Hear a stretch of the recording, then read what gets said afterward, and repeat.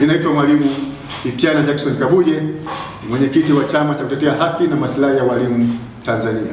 Chama cha Kutetea Haki na Maslahi ya Walimu Tanzania cha KAMWATA kimewaiteni leo kwa ajili ya kutoa taarifa kwa Watanzania pamoja na walimu wote wa Tanzania, wanachama cha KAMWATA na wasio wanachama cha KAMWATA, lakini pia pamoja na wanufaika wote wa Chama cha Kutetea Haki na Maslahi ya Walimu Tanzania, kwamba habari hizi ziweze kuwafikia popote walipo ndani ya nchi ya Tanzania na nje ya nchi ya Tanzania. Ndugu waandishi wa habari, ni muda wa miaka 6 sasa tangu tuzungumze na ninyi waandishi wa habari kwa mara ya mwisho. Katika kipindi hiki cha miaka 6 cha KAMWATA kilikuwa kwenye changamoto kubwa na nzito kweli kweli. Sasa tunapozungumza hii leo, manake tumerudi, na ndio maana tunawaita. KAMWATA kiliingia kwenye changamoto kubwa tangu tarehe 8 Februari mwaka 2020 mpaka tarehe 27 Februari mwaka 2025. Ni muda wa miaka 5 na siku 19. Chama hakikufanya jambo lolote kwa sababu kilikuwa kwenye kifungo cha muda huo. Ndugu waandishi wa habari, tarehe 8 Februari mwaka 2020, msajili wa vyama vya wafanyakazi na waajiri alikiandikia KAMWATA barua ya kuondoa jina lake kwenye rejista yake ya msajili wa vyama vya wafanyakazi na waajiri. Barua hiyo ilipofikia, maana yake ilikuwa inasitisha shughuli zote za chama, na baada ya hapo KAMWATA tulienda kutafuta haki yetu mahakamani kuanzia tarehe hiyo. Barua aliyoandika msajili wa vyama vya wafanyakazi na waajiri haikuwa barua ya kisheria, ilikuwa ni barua ambayo ndani yake ilionyesha kwamba ina chuki dhidi ya Chama cha Kutetea Haki na Maslahi ya Walimu Tanzania cha KAMWATA. Hiyo inathibitishwa na kuvunja sheria kwa kuandika barua hiyo, lakini pia aina ya maneno aliyoyatumia kwenye ile barua yalikuwa ni mazito, kana kwamba anapambana na jambazi. Ndugu waandishi wa habari, KAMWATA ilifungua kesi Mahakama Kuu, ilikuwa ni kesi namba 1 ya mwaka 2020 kwa ajili ya kwenda kudai haki ya kwamba ile barua aliyoandika msajili haikuwa imefuata sheria, lakini pia haikuwa ya haki hata kidogo. Na baada ya hapo kesi hiyo imeendelea kwa muda mrefu sana. Jambo lisiokuwa la kawaida, kesi hiyo ilikuwa ikiwekea mapingamizi mara nyingi sana. Tangu kesi imeanza mpaka ikaja kuisha, imewekea mapingamizi mara 5. Maana yake ni kwamba kila pingamizi lilikuwa linatolewa hukumu ndogo, ruling. Katika hilo, baada ya mapito ya muda mrefu, kesi hiyo ilikuja kuamriwa na Mahakama Kuu Kanda ya Mbeya kwamba msajili wa vyama vya wafanyakazi na waajiri ana haki ya kufanya kile ambacho anakifanya, kwa maana ya kwamba ana haki ya kifuta KAMWATA ama ana haki ya kuondoa KAMWATA kwenye rejista ya orodha ya vyama vyake, msajili wa vyama vya wafanyakazi na waajiri. Hatukuridhika hata kidogo KAMWATA, tuliamua kukata rufaa katika mahakama ya rufani ili kuendelea kuitafuta haki yetu ambayo tunaona kabisa inapokwa makusudi. Mwaka 2023 kesi yetu iliingia mahakama ya rufani na ilitajwa kwa mara ya kwanza, iliendelea kwa mara ya kwanza tarehe 10 mwezi wa pili mwaka huu 2025. Baada ya tarehe 10 mwezi wa pili mwaka huu 2025, kesi hiyo imekuja kutolewa hukumu tarehe 27 mwezi wa pili mwaka huu 2025, muda mfupi kidogo uliopita.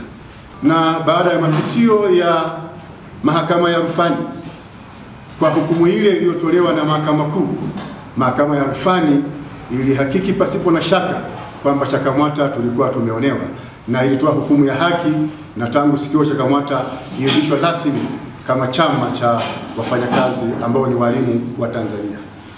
Kwa hiyo tangu tarehe 27 Februari mwaka 2025 KAMWATA imerudi rasmi kwenye utendaji kazi wake.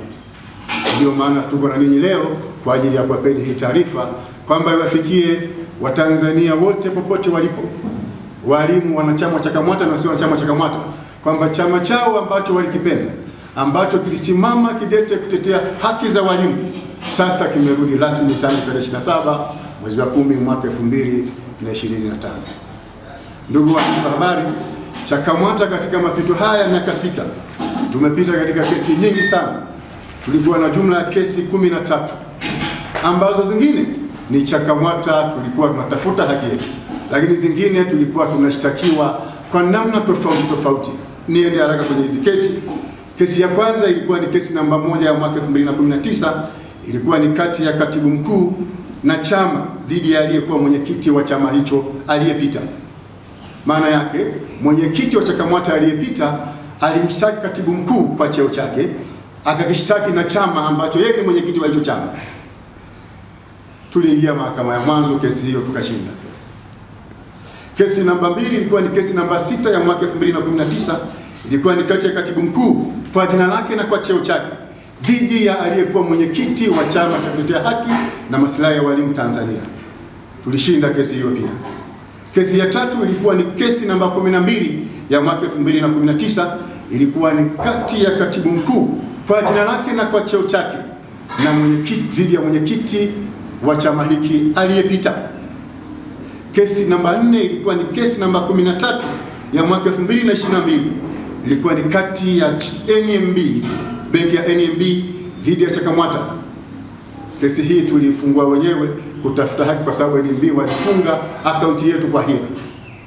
Tulishinda kesi hii. Kesi namba 5 ilikuwa ni kesi namba 5 ya mwaka 2019, ilikuwa ni kati ya katibu mkuu na wenzake wawili dhidi ya jamhuri.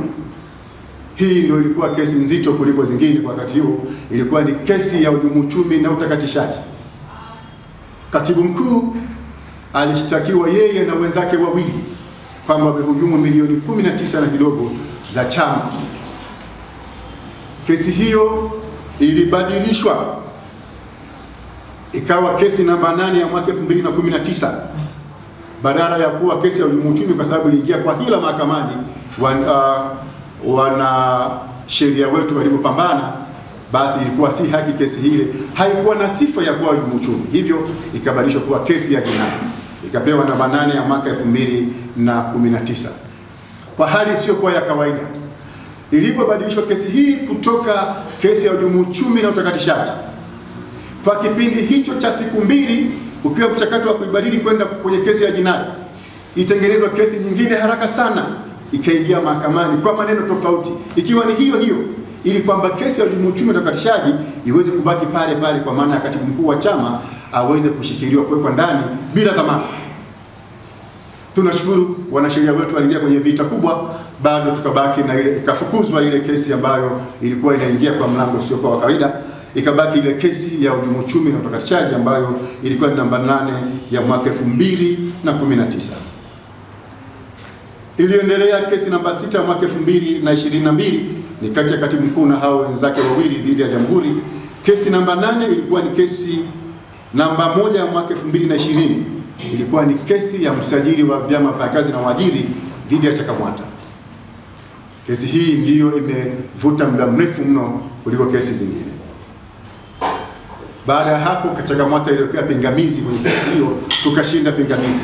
Ikaja kesi namba 3 ya mwaka 2020, CHAKAMWATA kaweka pingamizi tena, tukashinda pingamizi hilo. Ikaja namba 14 ya mwaka 2021, tukawekea pingamizi, tukashinda pingamizi hilo. Ikaja namba 1 ya mwaka 2022, tukawekea pingamizi, tukashinda pingamizi hilo. Ikaja kesi namba 13 ya mwaka 2022, hiyo ndiyo kesi ambayo ilikuwa na pingamizi la mwisho, tukashinda pia. Kesi namba 13 ya mwaka 2022 ndiyo kesi ambayo iliingia mahakama kuu, na ndiyo kesi ambayo ilitoa hukumu ambayo ilisema CHAKAMWATA tunastahili kuondolewa kwenye rejista ya msajili, CHAKAMWATA tunastahili kufutwa. Na kesi ambayo tulikatia rufaa ilikuwa ni kesi ya mwisho, ilikuwa ni kesi namba 170 ya mwaka 2023, na ndio hiyo ambayo baada ya kuingia mahakama ya rufani tulishinda kesi hiyo na tukapata haki yetu ambayo tumeitafuta kwa muda mrefu sana wa miaka 6. Ndugu waandishi wa habari, kuna mambo mengi sana ambayo katika kesi hii yalijiri, lakini kwa kuwa tuna muda mfupi kidogo, Kwa kuwa tuna muda mfupi sana, basi nitazungumza kwa kifupi kwenye masuala ya kesi tuliyokatia rufaa ambayo ilitokana na barua ya msajili wa vyama wafanyakazi na waajiri, lakini pia kwa kifupi sana kwa kesi ambayo ilikuwa inamkabili katibu mkuu. Lakini baada ya hapo nitampa nafasi katibu mkuu ataeleza machache ambayo yanahusiana na jambo hili. Msajili wa vyama vya wafanyakazi alituandikia barua ile ya kukifuta chama. Alikuwa na hoja mbili ambazo kwake ni za msingi sana. Hoja ya kwanza ilikuwa CHAKAMWATA haina bodi ya wadhamini, na hoja ya pili ilikuwa CHAKAMWATA ina matumizi mabaya ya fedha. Baada ya kutuandikia barua ile kwamba CHAKAMWATA haina bodi ya wadhamini, tulienda kuzungumza naye kwa barua, lakini kwa kuzungumza naye kwa live kwamba CHAKAMWATA tupo kwenye mchakato wa kusajili bodi ya wadhamini, lakini hata hivi sheria haijasema chama cha wafanyakazi kilichosajiliwa ni lazima kikawa na bodi ya wadhamini. Tuliwaandikia barua RITA tukiwa tunaomba mchakato huo ufanyike mapema, lakini pia sheria ya wafanyakazi, sheria ya vyama vya wafanyakazi na waajiri namba 6 ya mwaka 2004 imezungumza wazi katika kifungu chake cha 48 na kifungu chake cha 49 kifungu kidogo cha kwanza. Hivyo tulivyowaomba RITA wasajili bodi ya wadhamini, walimwandikia msajili barua kwamba hawaone kama kuna haja yoyote CHAKAMWATA kuwa na bodi ya wadhamini, kwa sababu kwa mujibu wa kifungu cha 49 kifungu kidogo cha kwanza kimeeleza cha sheria ya mahusiano kazini, kimeeleza wazi kwamba chama kikisajiliwa kwa jina lake na kwa muhuri wake kina uwezo wa kujidhamini chenyewe. Wakamwandikia msajili barua kwamba awaeleze kwamba kutakuwa na umuhimu wote wa kusajili bodi ya wadhamini. Hatukufahamu kama msajili aliwahi kujibu hiyo hoja au namna gani, na baada ya hapo ndipo ambapo alipewa spidi ya kutupeleka mahakamani. Ikumbuke kwamba alitangulia kuandika barua kufuta CHAKAMWATA, alafu baadaye ndipo akaenda mahakamani.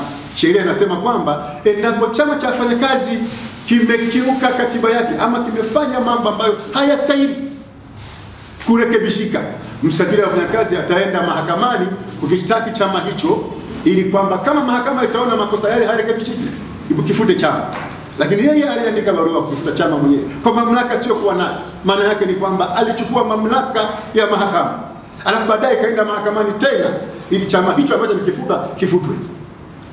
Ilikuwa ni jambo la ajabu kidogo. Ifahamike kwamba msajili wa vyama vya wafanyakazi ni mwanasheria. Sasa hayupo kwenye cheo chake cha msajili wa vyama na wafanyakazi.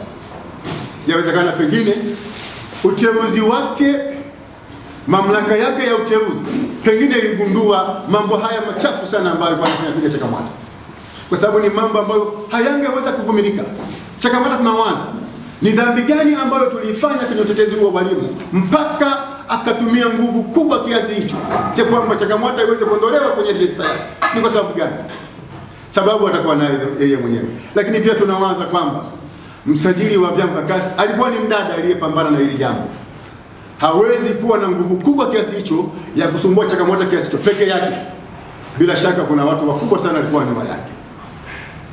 Tunashukuru mamlaka yake ya uteuzi kwamba iligundua kwamba si mtu wa haki hata kidogo, na akaondolewa kwenye cheo chake. Ndugu waandishi wa habari, kesi iliyokuwa inamkabili katibu mkuu pamoja na wenzake wawili, ambayo mwanzoni iliingia kama kesi ya uhujumu uchumi na utakatishaji, ilikuwa na jambo moja tu. Kulikuwa na muamala halali wa milioni 19 na laki 8 na kidogo ambazo zilikuwa ni matumizi halali ya chama, na ilichukuliwa muamala huo kama ushahidi kwamba zile fedha zimeibwa na katibu mkuu. Na muamala huo ulikuwa na uchanganuzi mzuri kabisa kwamba katika milioni 19 na laki 8 na kidogo, fedha hizo zimelipa mishahara ya baadhi ya wafanyakazi, zimelipa posho ya viongozi, zimelipa vitu ambavyo vinatakiwa kulipa kwa huo muda wa mwezi huo. Utaratibu mzuri ulifanyika kama ambavyo umezoeleka kufanyika ndani ya chama, lakini kwa makusudi kabisa itengenezwa kesi ya uhujumu uchumi na utakatishaji. Katibu mkuu aliwekwa ndani kwa muda wa siku 4.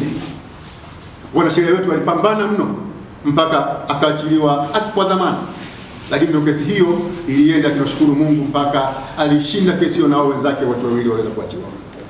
Ndugu waandishi wa habari, tuna mambo mengi sana ya kuzungumza, kwa sababu katika kipindi hiki cha miaka 6 mapito ambayo chama kimeyapitia yalikuwa ni mazito kweli kweli. yanatishia usalama. Lakini watu wote waliokuwa wanapambana hili, manake ni watu ambao wana nia ovu sana na walimu wa Tanzania, kwa sababu CHAKAMWATA ni chama ambacho kinasemea walimu wa Tanzania. Ikumbuke kwamba kabla CHAKAMWATA haijafutwa, kwa mara ya mwisho tumekaa na waandishi wa habari, tulizungumza kuhusiana na kikokotoo kwamba chama cha kutetea haki na maslahi ya walimu Tanzania CHAKAMWATA tunaenda kinyume na kanuni ya kile kikokotoo. Waandishi wa habari wengine mlikuwepo siku hiyo, na baada ya kuzungumza, inawezekana pengine ni baadhi ya makosa yetu, yani kutetea walimu wa Tanzania, inawezekana pia ni kati ya makosa ambayo tulikuwa tunayafanya. Sasa tumerudi CHAKAMWATA, tumerudi kwa nguvu mpya, tutaendelea kutetea walimu kwa nguvu kubwa sana. Hatutaweza kuogopa, kwa sababu tumesajiliwa ili tutetee walimu. Tumepambaniwa sana ili tuweze kufutwa, wametusumbua ili tuweze kufutwa, lakini tunashukuru haki imetendeka kwenye mahakama ya rufani. Sasa tunaingia kazini tena rasmi. Tutapambana kweli kweli kwa yule mtu ambaye atapoka haki ya walimu makusudi, awe ni kiongozi, awe ni mtu yoyote, awe ni mwajiri, awe ni mtu yote, tutapambana naye kisawa sawa. Tuko tayari kupambana kwa gharama yote ile, kwa sababu hiyo ndiyo kazi yetu. Ndugu waandishi wa habari, tungezungumza mengi sana, lakini kwa kuwa tuna muda mfinyu sana, nishukuru sana kwa kunisikiliza, lakini nimpe nafasi kwa muda mfupi katibu mkuu ataeleza mambo machache ambayo pia tumeyapita, ambayo mimi sikuyazungumza. Asanteni sana kwa kunisikiliza.